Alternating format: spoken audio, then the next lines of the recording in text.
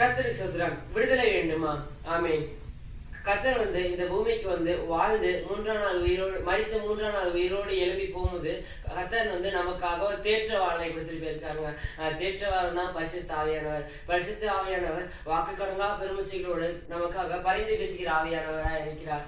அதாவது ஆவியானவர் எங்க உண்டோ அங்க விடுதலையும் உண்டு என்ற வார்த்தையின் பிரகாரமாக ஆவியானவர் நமக்கு ஒரு விடுதலை தருகிறது ஆவியானவராக இருக்கிறார்.